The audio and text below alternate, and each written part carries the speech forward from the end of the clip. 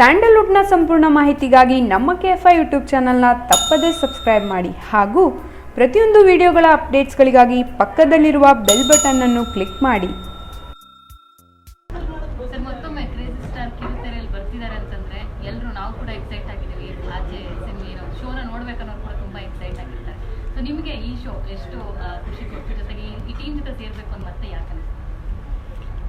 ಅಲ್ಲ, ರಿಯಾಲಿಟಿ ಶೋಗೆ ಬಂದಿದ್ದೆ ಇವರಿಂದ, ಪರಮಿಂದನೇ ರಿಯಾಲಿಟಿ ಶೋ ಒಳಗೆ ಬಂದಿದ್ದೆ ನಾನು. ಫಸ್ಟ್ ಅವರೇ ಕರ್ಕೊಂಬಂದು ಕಲರ್ಸ್ ಸ್ಟಾರ್ಟ್ ಆಗಿದ್ದು, ಮತ್ತು ಒಂದು 3 ಇಯರ್ಸ್ ಗ್ಯಾಪ್ ಬಿತ್ತು. ಇದರ ಮಧ್ಯೆ ಇನ್ನೊಂದು ರಿಯಾಲಿಟಿ ಶೋಗೆ ಉದಯ TV ಅವರು ಲಾಸ್ಟ್ ಮೂಮೆಂಟಲ್ಲಿ ಸಿಂಗಿಂಗ್ ಶೋ ಬರಲ್ಲ ಅಂತ ಹೇಳ್ತೀನಿ ನಾನು ಆ್ಯಕ್ಚುಲಾಗಿ. ಯಾಕಂದರೆ ಸಿಂಗರ್ಸ್ ಎಲ್ಲ ಜಡ್ಜ್ ಮಾಡಿ ತುಂಬ ಕಷ್ಟಪ್ಪ, ನನಗೆ ಅಷ್ಟು ಬರಲ್ಲ ಅಂತ. ಆಮೇಲೆ 2 ಸಿಂಗರ್ನ ಕರ್ಕೊಬಂದು ಹಾಕಿದ್ಮೇಲೆ ನಾನು ಓಕೆ ಮಾಡ್ತೀನಿ, ಯಾಕಂದರೆ ಅವ್ರ ಜೊತೆ ಜಡ್ಜ್ ಅಂತ. ಇದು ಕಾನ್ಸೆಪ್ಟ್ ಮೇಲೆ ಜಡ್ಜ್ ಮಾಡೋದು ನಾನು ಯಾವಾಗಲೂ. ಕಾನ್ಸೆಪ್ಟು ಅಲ್ಲಿ ಬರೋ ಕಂಟೆಸ್ಟೆಂಟ್ಸಲ್ಲಿ ಎಷ್ಟು ಶ್ರದ್ಧೆ ಇಟ್ಕೊಂಡು ಮಾಡ್ತಾರೆ, ಎಷ್ಟು ಕನಸು ಕಟ್ಕೊಂಬಂದು ಮಾಡ್ತಾರೆ, ಸುಮ್ಮನೆ ಉಡಾಫೆಯಲ್ಲಿ ಯಾರು ಮಾಡಬಾರ್ದು ಅನ್ನೋದಕ್ಕೆ ಆ ಒಂದು ಬೇಸಿಕ್ ಲೈನ್ಸ್ ಮೇಲೆ ನಾನು ಯಾವಾಗಲೂ ಅಲ್ಲಿ ಜಡ್ಜ್ಮೆಂಟ್ ಕೂತ್ಕೊಳ್ಳೋದು.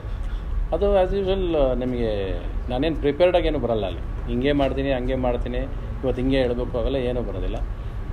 ಅದು ನ್ಯಾಚುರಲಾಗಿ ಆ ಮೂಮೆಂಟಲ್ಲಿ ಏನು ಬರುತ್ತೋ ಅದು ಬಂದೇ ಬರುತ್ತೆ. ಅದು ಚೆನ್ನಾಗಿದ್ದರೆ ಅದು ಚೆನ್ನಾಗಿದೆ ಅಂತಲೇ ಬರುತ್ತೆ, ಚೆನ್ನಾಗಿಲ್ಲ ಅಂದರೆ ಅದು ಚೆನ್ನಾಗಿಲ್ಲ ಅಂತಲೇ ಬರುತ್ತೆ.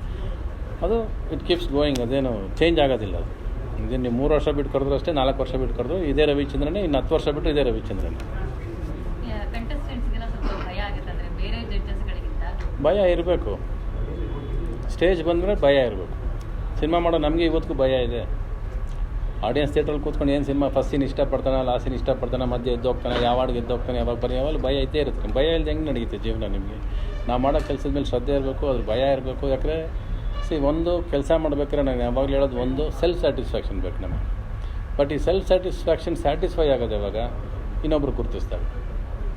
ನಾನು ಕೆಲಸ ಮಾಡ್ತೀನಿ, ನಾನು ಅಚ್ಚುಕಟ್ಟಾಗಿ ಒಂದು ಸಿನಿಮಾ ಮಾಡ್ತೀನಿ, ಚೆನ್ನಾಗಿದೆ, ನಾನು ಖುಷಿ ಪಡ್ತೀನಿ. ಬಟ್ ಇದು ಚೆನ್ನಾಗಿರೋದು ಯಾವಾಗ ಆಡಿಯನ್ಸ್ ಕೂತ್ಕೊಂಡು ಬೇರೊಬ್ರು ಕೂತ್ಕೊಂಡು ಅದು ಚೆನ್ನಾಗಿದೆ ಅಂತ ಅವ್ರು ಹೇಳಿದಾಗ ಈ ಸೆಲ್ಫ್ ಸ್ಯಾಟಿಸ್ಫ್ಯಾಕ್ಷನ್ಗೆ ಸ್ಯಾಟಿಸ್ಫೈ ಆಗೋದು. ಸೊ ಅದು ಬೇಕೇ ಬೇಕು. ಅಂದರೆ ಆ ಭಯ ಇರಬೇಕು.